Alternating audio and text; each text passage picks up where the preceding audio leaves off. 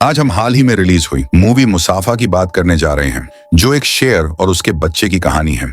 Movie की शुरुआत में गर्व की भूमि दिखाते हुए शुरू होती है, जहां सिम्बा की अब कियारा नाम की एक बेटी है। सिम्बा खुशी से अपनी बेटी के साथ खेल रहा है जब वह एक गंध के माध्यम से महसूस करता है कि नाला, जो सिम्बा की पत्नी है, वो मुसीबत में हो सकती है।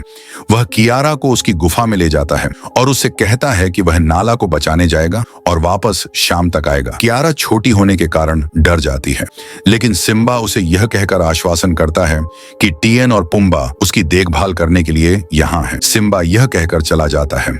जैसे ही शाम होती है, काले बादल आसमान को घेर लेते हैं और बारिश शुरू हो जाती है। किराया पहली बार बारिश देखती है। किराया को डर लगता है क्योंकि शेर आमतौर पर पानी से डरते हैं और वह अपनी माँ और पिता के बिना और भी अधिक डर जाती है। तभी राफिकी नामक बांदर गुफा में प्रवेश करता है। किराया उसे देखकर बहुत खुश होती है क्योंकि वह अपने राफिकी चाचा से प्यार करती है। किराया उसके चाचा को बताती है कि उसे बारिश से डर लगता है और राफिकी जवाब देता है, शेर के पूर्वज भी एक बार पानी से डरते थे, लेकिन उन्होंने डर पर काबू पा लिया और इस तरह वे बहादुर शेर बने। किराया कहती है कि वह अपने पिता सिम्बा और अपने दादा मुसाफा जितनी बहादुर कभी नहीं हो सकती। यह सुनकर राफिकी उसे एक कहानी सुनाने का फैसला करता है, एक युवा शेर के बारे में जो उसके जैसा था। यह मुफासा नाम शेर की कहानी है। मुफासा का जन्म अपने पिता अती और माँ ऊर के साथ एक सुखी बंजर भूमि में हुआ था, जहाँ वर्षों से बारिश नहीं हुई थी। उसके माता पिता उसे हरे भरे घास के स्थानों के बारे में कहानी सुनाते हैं। हरियाली और निरंतर पानी, जानवरों के लिए एक रवर्ग जिसे मेली कहा जाता है। उन्होंने उसे बताई है कि यह स्थान सूर्य की ओर है और यह उसका असली मंजिल है। एक दिन अपने माता पिता के साथ खेलते समय मुसाफा ने महसूस किया कि आसमान से पानी की एक बूंद गिर रही है, जिसके बाद बादल छा गए। जानवरों ने जश्न मनाया और मुसाफा अपने माता पिता के साथ बारिश का आनंद लेने गया, लेकिन जल्दी बारिश मूसलाधार हो गई और नदी में पानी बहने लगा। अड़ी ने मुफासा को बचाने के लिए पानी में छलांग लगा दी, लेकिन पानी की तेज धारा उसे बहा ले गई और मुसाफा को दूसरे शेर के साम्राज्य में दूर तक ले जाया गया। जब मुफासा को होश आया, उसने खुद को लकड़ी के एक टुकड़े पर तैरते हुए पाया और उसकी उम्र का एक शेर का बच्चा दिखाई दिया, जिसका नाम टाका था, और उसने मुफासा को पानी से बाहर निकालने की चेतावनी दी क्योंकि वहां मगरमच्छ थे। मुसाफा अपनी पूरी ताकत से तैरने लगा, लेकिन मगरमच्छ के दो बच्चों ने उसका पीछा करना शुरू कर दिया। मुसाफा के पास मगरमच्छ आ गए, लेकिन टाका ने उसे पंजे से पकड़ लिया और उसे सुरक्षित स्थान पर खींच लिया। टाका ने जल्द ही मुफासा की जान बचा ली। टाका की माँ ईसा घर से अकेले इतनी दूर आने के लिए टाका को डांटना पहुंची। उसे याद दिलाया कि वे शाही खून का है और जीवन मूल्यवान है। हालांकि टाका ने समझाया कि उसने एक शेर की जान बचाई थी। ईशा को स्थिति का एहसास हुआ तो वह शांत पड़ गई और मुसाफा को अपने पति उबीसी से मिलाने ले गई। मुफासा को देखकर राज्य का राजा उबीसी नाराज हुए कि ईशा एक आवारा शेर को उसके राज्य में ले आई, लेकिन ईशा ने कहा कि मुसाफा को एक घर की जरूरत थी और उन्हें उसे यूबास में ले जाना चाहिए। कुछ विचार करने के बाद सहमत हुए, लेकिन एक शर्त रखी कि टाका और मुफासा दौड़ेंगे। अगर मुफासा जीत गया तो वह राज्य में रह सकता है।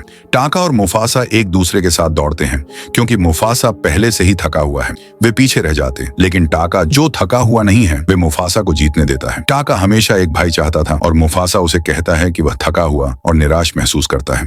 उबीसी ने कहा कि मुफासा थका होने के बावजूद टाका को हरा दिया। हालांकि वह अनिच्छा से मुफासा को अपने राज्य में रखने के लिए सहमत हो गया। उसने मुफासा को बताया कि वह महिला शेर की मर्यादा में रहेगा, जिसका अर्थ है कि वह पुरुषों के साथ मुख्य मांद में नहीं रह सकता है। समय के साथ टाका और मुफासा के बीच दोस्ती गहरी हो जाती है और मुफासा का टाका की माँ ईशा के साथ रिश्ता भी मजबूत होता है। टाका की माँ ईशा को टाका से ज्यादा मुफासा पसंद करने लगती है क्योंकि मुफासा उसके साथ शिकार करने की तकनीक सीखने में काफी समय बिताता है। वहीं दूसरी ओर टाका अपना ज्यादातर समय सोने में बिताता है। टाका और मुफासा एक साथ खेलते हुए बड़े होते हैं और मुफासा अन्य शेरों से अलग साबित होता है।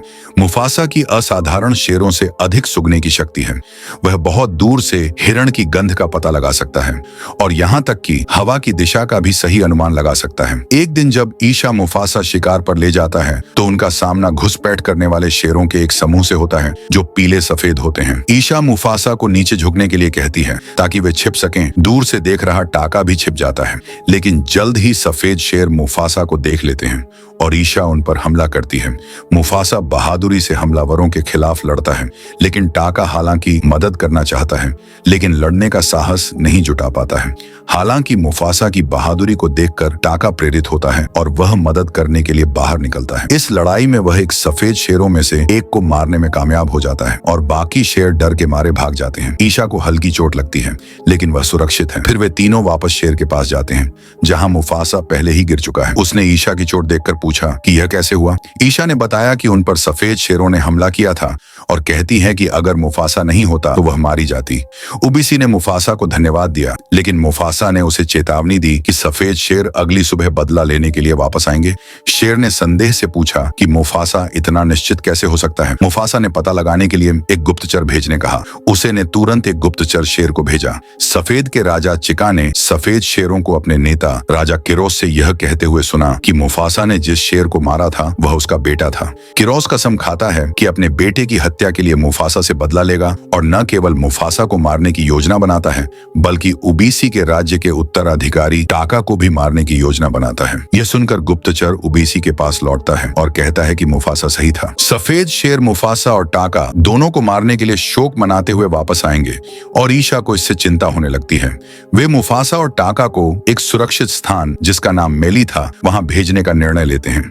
हालांकि दोनों शेर पहले तो हिचकिचाते हैं, लेकिन अंततः वे उबीसी और ईशा की सलाह का पालन करने के लिए सहमत हो जाते हैं, क्योंकि वह जानते हैं कि वहां से अपने जीवन को बचाने का यही एकमात्र तरीका है। वे सुबह होते ही मेली की ओर चल पड़ते हैं। किरोस और उसकी सेना मुफासा की तलाश में उबीसी के राज्य में पहुंचती है और टाका किरोस से कहता है कि वह युद्ध नहीं करना चाहता है, क्योंकि शेर कुछ नियमों का पालन करते हैं और कोई दूसरे शेर के राज्य में यूं ही प्रवेश नहीं कर सकता। लेकिन किरोस सभी नियमों की अवहेलना करता है और अपनी सेना के साथ हमला करना शुरू कर देता है और इस बीच क्षेत्र के सभी शेरों को मार डाला। मुफसा और टाका अभी भी मेली की ओर सूर्य की रोशनी का अनुसरण कर रहे हैं। रास्ते में वह सोचते हैं कि किरोस ने उनके परिवार के साथ किया होगा। अचानक वे देखते हैं कि सभी पक्षी पेड़ों से दूर उड़ रहे हैं और जंगल में गहरा सन्नाटा छा गया। मुफासा समझ जाता है कि किरोस और उसकी सेना ने उनका पीछा शुरू कर दिया। यहाँ दो शेर भागने का प्रयास करते हैं, लेकिन वे एक झरने के पास पहुंचते हैं जिसकी ढलान बहुत तेज है। टाका मुफासा से कहता है कि वह भाग जाए। मुफासा को ऊंचाई से डर लगता है। वह टाका से कहता है कि इतनी ऊंचाई से कूदने से उनकी मौत हो सकती है, लेकिन उनके पास कोई और विकल्प नहीं है। उन्हें नीचे पानी में चला लेगा। दी बमुश्किल बचकर वे अपनी यात्रा जारी रखते हैं, लेकिन झरने के ऊपर खड़ा किरोस अपनी सेना को उन्हें खोजने का आदेश देता है। वे कसम खाता है कि वह उन्हें जाने नहीं देगा। मुफासा और टाका आगे बढ़ते हैं, लेकिन रात हो जाती है और कोई कुछ समय से चुपचाप उनका पीछा कर रहा है। मुफासा ने यह नोटिस किया और पता चला कि यह साराबी नाम की एक शेरनी है, जो कभी एक शाही परिवार की राजकुमारी थी और जंगल में खो गई थी। वह अपने अंगरक्षक जौ के साथ हैं। ये चार जानवर एकजुट होकर एक मजबूत समूह बनाते हैं। जैसे ही वे यात्रा करते हैं, वे एक पेड़ के पास आते हैं जहां बंदरों का एक बड़ा समूह रहता है। ये सभी बंदर एक विशेष बंदर पर चिल्ला रहे हैं जो अलग है। शेष में से इस बंदर के पास कुछ शक्तियां हैं, जिसके कारण चीते और तेंदुए अक्सर बंदरों का शिकार करने के लिए पेड़ पर चढ़ जाते हैं। बंदरों ने इस बंदर को समूह से बाहर निकालने का फैसला किया और बंदर भी सहमत हो गया। उसका नाम रफीकी है। बाद में उसी रात जब वह अपनी यात्रा जारी रखते हैं तो उनकी मुलाकात रफीकी से होती है और हर कोई आश्चर्यचकित है, क्योंकि वह अन्य सभी बंदरों से अलग दिखता है। वे उससे पूछता है कि क्या वह उन्हें मेली तक मार्गदर्शन कर सकता है, और रफीकी अपनी आध्यात्मिक शक्तियों का उपयोग करते हुए उन्हें बताता है कि वे सही रास्ते पर हैं, क्योंकि रफीकी अब स्वतंत्र है। वह उन्हें मेली तक पहुंचने में मदद करने के लिए उनके समूह में शामिल हो जाता है। जैसा कि हमने पहले बताया कि ये जानवरों के रवर्ग हैं। अगले दिन जब वह एक उजाड़ क्षेत्र से यात्रा करते हैं तो टाका ने मुफासा को बताता है कि वह सरबी से प्यार करने लगा है। उसने मुफासा से सलाह मांगी कि वह उससे अपनी भावनाओं को कैसे व्यक्त करे। मुफासा बताता है कि वह सरबी को बताइए कि वह खुशबूदार है, सुंदर फूलों की तरह। टाका मुफासा से पूछता है कि वह यह कैसे जानता है, और मुफासा जवाब देता है कि उसकी गंध की भावना अन्य शेरों की तुलना में बहुत तेज है। मुफासा ने टाका को सरबी के पास जाने के लिए कहा और उसे उसकी खूबसूरत खुशबू के बारे में बताता है। सरबी प्रभावित होती है कि टाका ने यह देखा कि वह दोनों बात करना और साथ चले रहे हैं, लेकिन फिर वे यह देखकर चौंक गए कि किरोस और उसकी सेना ने उन्हें खोज लिया है और अब उनके ठीक पीछे हैं। वे फंस गए। तभी रफीकी ने हाथियों के एक झुंड को गुजरते हुए देखा। उसे तुरंत एहसास हुआ कि यदि वह हाथियों को परेशान कर सकें और हाथियों को इधर उधर कर सकें तो वे बच निकलने में सक्षम हो सकते हैं। रफीकी एक मधुमक्खी का छत्ता देखा है और एक विचार करता है। वह मधुमक्खी उड़ा देता है और हाथी सभी दिशाओं में भागना शुरू कर देते हैं। रफीकी के चतुर विचार के कारण किरोस और उसकी सेना मुफासा और टाका को पकड़ने में असमर्थ हो जाती है। हालांकि इस अफरा तफरी में एक हाथी सरबी से टकरा जाता है और उसे बेहोश कर देता है। मुफासा, टाका, जॉ और रफीकी जब सरबी को बेहोश देखते हैं तो एक आश्रय के नीचे छिप जाते हैं। मुफासा ही एकमात्र ऐसा व्यक्ति है जो उसे बचाने के लिए बाहर निकलता है। वे उसे सावधानी से चट्टानों के बीच खींच लेता है। भगदड़ मचाते हाथियों से बचकर उसे सुरक्षित स्थान पर ले आता है। जब सब शांत हो जाते हैं और सरबी को होश आ जाता है तो वह पूछती है कि उसे किसने बचाया। मुफासा कहता है कि टाका ने बचाया, क्योंकि वह जानता था कि टाका उससे प्यार करता है और शायद यह सुनकर सरबी को शायद प्यार होने लगे। टाका भी प्यार करने लगता है। टाका चिंतित और खुश दोनों हैं कि मुफासा ने उसका नाम बताया। सरबी टाका को धन्यवाद देती है और समूह मेली की ओर अपने रास्ते पर आगे बढ़ता है। अगली सुबह वे बर्फीले पहाड़ों पर पहुंचते हैं और रफीकी अपनी आध्यात्मिक शक्तियों का उपयोग करते हुए कहता है कि मेली झूठ बोल रही है। इन पहाड़ों से आगे वे बर्फ से ढकी चोटियों के माध्यम से अपने गंतव्य की ओर चढ़ना शुरू करते हैं। इस बीच किरोस और उसकी सेना भी मुफासा के निशान देखते हुए पहाड़ों तक पहुंच गई है। मुफासा को पता चलता है कि किरोस बर्फ में पंजे के निशान देखते हुए आसानी से ट्रैक कर रहे हैं, इसलिए उसने जॉ से पूछा ऊंची चोटियों से बर्फ को पिछलाकर उनके पंजों के निशान छिपा दे। जॉ सहमत हो जाता है और मुफासा की चतुर चाल काम आती है।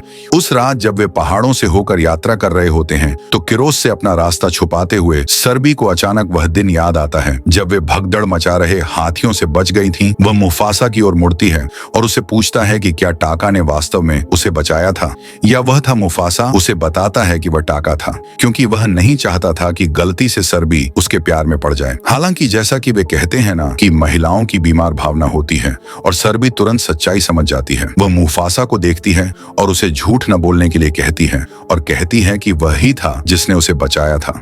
अंत में मुफासा सच्चाई स्वीकार करता है और सरबी और मुफासा एक दूसरे अपने प्यार को कबूल करते हैं। टाका जो दूर से देख रहा था उसे एक उछाल महसूस होता है। क्रोध से भरा हुआ वह तब आगबूला हो जाता है जब वे देखा है कि मुफासा ने उससे उसका प्यार छीन लिया है, जिसकी उसे उम्मीद नहीं थी। क्रोध से भरा हुआ टाका मुफासा को धोखा देने का फैसला करता है। उसे रात में चुपके से किरोस के पास जाता है और उससे कहता है कि वह उसकी सेना में शामिल होना चाहता है, क्योंकि अब वह भी चाहता है मुफासा को मार डालो। किरोस खुले हाथों से टाका का अपनी सेना में स्वागत करता है और उसे कहता है कि वह अगले दिन जहां भी जाए निशान छोड़ दे।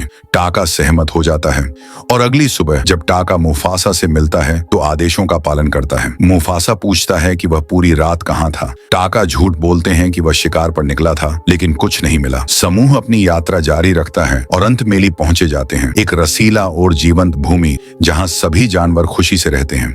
हालांकि जब मुफासा आता है तो अन्य जानवर उसे यह समझते हुए मेली छोड़ने की चेतावनी देते हैं कि किरोस उसे ढूंढ रहा है और अगर वह मेली छोड़ देता है तो वह उसे छोड़ देगा। यह उनके जीवन को खतरे में डाल सकता है। मुफासा उन्हें कहता है कि उसने कोई निशान नहीं छोड़ा है, लेकिन तभी पीछे से एक तेज दहाड़ सुनाई देती है। मुफासा चौंक कर पीछे मुड़ता है और देखता है कि किरोस मेली में आ गया है। किरोस मुफासा को ताना मारता है और दावा करता है कि वह मुफासा के पीछे जाने में सक्षम था। यहाँ तक पहुंचने का रास्ता टाका के कारण है, जो निशान को हर जगह छोड़ देता था। मुफासा कोई यकीन नहीं होता कि उसने कभी नहीं सोचा कि टाका उसे धोखा देगा, लेकिन अब सच्चाई स्पष्ट हो गई है। किरोस और मुफासा के बीच लड़ाई शुरू हो जाती है, जबकि मेली के अन्य जानवर किरोस की सेवा के खिलाफ लड़ते हुए मुफासा और किरोस एक दूसरे के खिलाफ लड़ते हैं। एक खड्ड जहां किरोस ऊपरी हाथ हासिल करता है। टाका उन्हें देखा है और अपनी माँ ईशा के शब्दों को याद करता है, आपको अपना साहस साबित करने का मौका मिलेगा।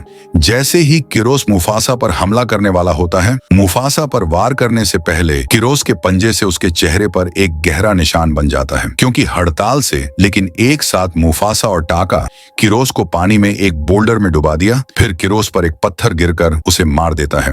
मुफासा मेली का नया राजा बन जाता है, क्योंकि उसने विजय के इस क्षण में सभी को किरोस से बचाया था। मुफासा अपनी माँ आयशा के साथ फिर से मिल जाता है, जो अब उसे एक बच्चों के रूप में नहीं बल्कि एक बड़े नेता के रूप में देखती है। अन्य जानवर कहते हैं कि मुफासा टाका को राज्य से बाहर निकाल दे, लेकिन मुफासा ने मन कर दिया। उसने उससे कहा कि जब तक वह राजा है टाका, जिसे अब रकार के नाम से जाना जाता है, राज्य में रहेगा। उसने यह भी शपथ ली कि वह रकार का नाम फिर कभी नहीं लेगा, और यह रकार ही है जो उस समय से यह घोषणा करना चाहता है। दिन पर उसके नाम का निशान होगा, ताकि जब भी कोई इसे बोलेगा तो उसे उसका विश्वासघात याद आएगा। जैसा कि मुफासा कहानी बताते हैं कि सुबह होती है और कियारा को नया साहस मिलता है और वह पानी से नहीं डरने की कसम खाती है। वह नीचे देखती है और सिम्बा और नाला को इस बार लौटते हुए देखती है। वह अकेले नहीं बल्कि उनके साथ उनका नवजात बेटा है और कियारा उससे मिलकर बहुत खुश है। इसी सस्पेंस के साथ मूवी समाप्त। Please subscribe.